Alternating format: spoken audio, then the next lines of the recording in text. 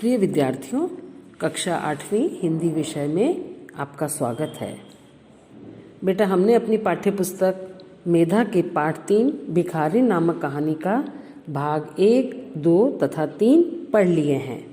अभी तक हमने पढ़ा कि बुढ़िया रोज मंदिर के दरवाजे पर खड़ी हो जाती थी। सभी उसे कुछ न कुछ दे जाते थे।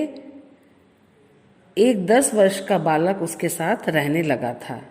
भीख से मिली रकम को वह हांडी में छिपा करके रख देती थी ताकि किसी की नज़र उस पर न पड़े। वह हांडी को सेठ बनारसी दास के पास संभालने के लिए रख देती है, लेकिन जब 2 साल के बाद वह बच्चा बीमार पड़ता है तो वह उससे कुछ रुपए लेने के लिए जाती है। तो सेठ जो है साफ मना कर देता है कि मेरे पास तुम्हारा कुछ भी नहीं है।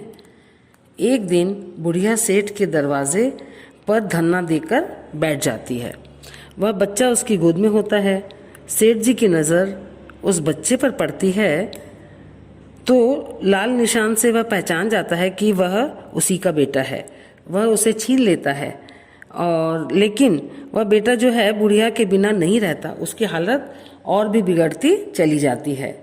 तो वापस क्या होता है, वो सेठ जी उस बुढ़िया के पास जाते हैं, उसकी झोंपड़ी पर जाते हैं जिस पर दरवाज़ा नहीं होता, बिना दरवाजे की झोंपड़ी थी। तो सेठ जी उसके अंदर चले जाते हैं और उसके बाद क्या होता है हम इसके आगे के भाग 4 जो कि अंतिम भाग है उसमें पढ़ेंगे। अंदर पहुंचकर सेठ जी ने कहा, बुढ़िया तेरा बच्चा मर रहा है, रह रह कर तुझे पुकारता है, अब तू ही उसके प्राण बचा सकती है। चल और मेरे नहीं अपने बच्चे की जान बचा ले।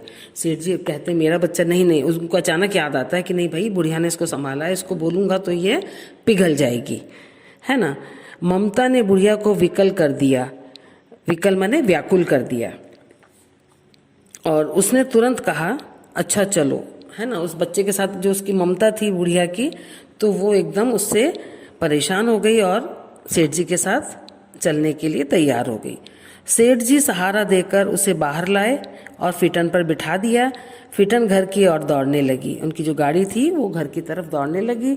उस समय सेठ जी और भिखारिन दोनों की एक जैसी ही दशा थी, क्योंकि सेठ जी की तो थी क्योंकि उनका बेटा था, और भिखारिन जो थी उसने उसको अपने बेटे जैसे पाला था, तो वो भी परेशानी में थी, सेठ जी भी थे, दोनों की एक जैसी हालत हो रही थी। दोनों की यही इच्छा थी कि शीघ्र से शीघ्र अपने बच्चे के पास पहुंच जाएं। दोनों को लग रहा था कि हम जल्दी से मोहन के पास पहुंच जाएं। कोठी आ गई, कोठी माने उनका बंगला। सेठ जी ने सहारा देकर बुढ़िया को उतारा और अंदर ले गए और ले जाकर चारपाई के समीप उसको खड़ा कर दिया। कहाँ खड़ा कर दिया? चारपाई। चारपाई माने खटिया, जिनके 4 पैर होते हैं, उस खटिया के पास खड़ा कर दिया जिस पर मोहन लेटा था। उसने टटोलकर मोहन के माथे पर हाथ फेरा।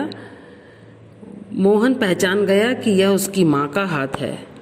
उसने तुरंत नेत्र खोल दिए, उसने अपनी आंखें खोल दी और उसे अपने समीप खड़े हुए देखकर कहा, माँ तुम आ गई। बड़ा खुश हुआ, अरे माँ आ गई, है ना। उसके बाद क्या होता है, माँ ने स्नेह भरे स्वर में उत्तर दिया, हाँ बेटा तुम्हें छोड़कर कहाँ जा सकती हूँ। वह मोहन के सिरहाने बैठ गई और उसका सिर अपनी गोद में रख लिया। बुढ़िया वहाँ पर मोहन बैठ गई और मोहन का जो सिर है उसने अपनी गोद में रखा। मोहन को बहुत सुख का अनुभव हुआ और वह उसी गोद में सो गया, माँ की गोद में, बुढ़िया की गोद में सो गया। अब देखिए दूसरे दिन क्या होता। दूसरे दिन से मोहन की दशा अच्छी होने लगी और 10-15 दिनों में वह बिल्कुल स्वस्थ हो गया। कितने दिनों में हो गया? 10-15 दिन में। क्यों स्वस्थ हो गया? क्योंकि बुढ़िया आ गई थी, उसको माँ का प्यार मिल गया था। मोहन के पूरी तरह से स्वस्थ होने पर बुढ़िया ने विदा मांगी। सेठ जी ने बहुत कहा कि वह उन्हीं के पास रह जाए। उन्होंने बहुत आरजू मिन्नत करी, बहुत रिक्वेस्ट करी बुढ़िया से कि तुम मेरे पास रह जाओ, लेकिन वह सहमत नहीं हुई। वह इस बात के लिए राजी नहीं हुई, तैयार नहीं हुई। उन्होंने रुपयों की एक थैली बुढ़िया के हाथों में दे दी। सेठ जी ने क्या किया, रुपयों की थैली बुढ़िया के हाथ में दी। कौन सी थैली थी वो? जिसमें जो कि बुढ़िया ने सेठ जी को दी थी रखने के लिए, संभालने के लिए, है ना। बुढ़िया ने पूछा इसमें क्या है? सेठ जी ने कहा इसमें तुम्हारी धरोहर है ना। धरोहर मैंने अमानत, तुम्हारे रुपए मेरा वह अपराध, इसमें तुम्हारे रुपए हैं, और मेरा वह अपराध जिसके लिए मैंने मना कर दिया था कि मेरे पास तुम्हारा कुछ भी नहीं है, वही चीज़ इस थैली में है। अंधी ने बात काट कर कहा, अंधी जो भिखारिन थी उसने तुरंत बात काटी और कहा, ये रुपए तो मैंने तुम्हारे मोहन के लिए इकट्ठे किए थे, उसी को दे देना। तो बुढ़िया कहती है, मैंने तो उस मेरे बच्चे मोहन के लिए इकट्ठे किए थे, ये रुपए आप उसी को दे देना। अंधी लाठी टेकती हुई चल दी, वो अपनी लाठी को टिका टिका करके वापस अपने घर की ओर चल दी। देखिए, इस कहानी को हमने पढ़ा, बहुत अच्छा लगा। उस भिखारिन की भावना उस बच्चे के प्रति कितनी दया की थी, और बिल्कुल अपने बच्चे जैसे उसने पाला उसको, लेकिन बाद में उसको सेठ जी को देना पड़ा, है ना। तो ये कहानी को हमने पढ़ा है, समझा है बेटा। और अब बारी आती है इसकी पुनरावृत्ति की। इसकी पुनरावृत्ति हम कुछ प्रश्नों के उत्तर के द्वारा करेंगे, है ना। सेठ जी ने बुढ़िया से क्या कहा? सेठ जी ने बुढ़िया से कहा, बुढ़िया तेरा बेटा मर रहा है, तू ही इसे बचा सकती है। सेठ जी बुढ़िया को लेकर कहाँ पहुँचे? सेठ जी बुढ़िया को लेकर अपने घर, जहाँ पर वह बालक मोहन था, है ना, घर के अंदर जाकर सेठ जी ने बुढ़िया को कहाँ खड़ा कर दिया? घर के अंदर जाकर सेठ जी ने बुढ़िया को चारपाई के समीप खड़ा कर दिया जिस पर मोहन लेटा था, है ना। बुढ़िया ने मोहन के सिर पर हाथ फेरा, फिर क्या हुआ?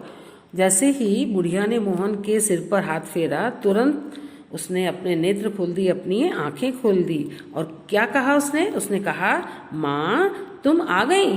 अरे वो तो बहुत खुश हो गया। फिर उसके बाद क्या होता है? बुढ़िया के आने के बाद मोहन कितने दिनों में स्वस्थ हुआ? बुढ़िया के आने के बाद मोहन 10-15 दिनों में बिल्कुल स्वस्थ हो गया, बिल्कुल अच्छा हो गया। बुढ़िया जब वापस जाने लगी तब सेठ जी ने उससे क्या कहा? बुढ़िया जब वापस जाने लगी तब सेठ जी ने उससे कहा कि वह उन्हीं के पास रह जाए, उन्हीं के घर में रह जाए।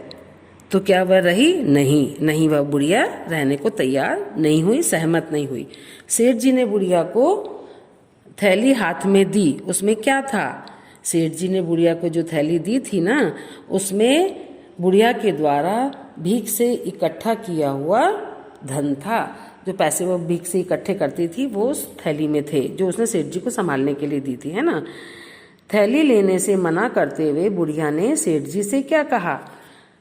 थैली लेने से मना करते हुए बुढ़िया ने सेठ जी से कहा, ये रुपए तो मैंने तुम्हारे बेटे मोहन के लिए ही इकट्ठे किए थे, ये उसी को दे देना, मैंने उसी के लिए रखे थे, है ना। तो देखो बेटा, हमारी कहानी पूरी हो गई, प्रश्नोत्तर भी हमारे हो गए हैं।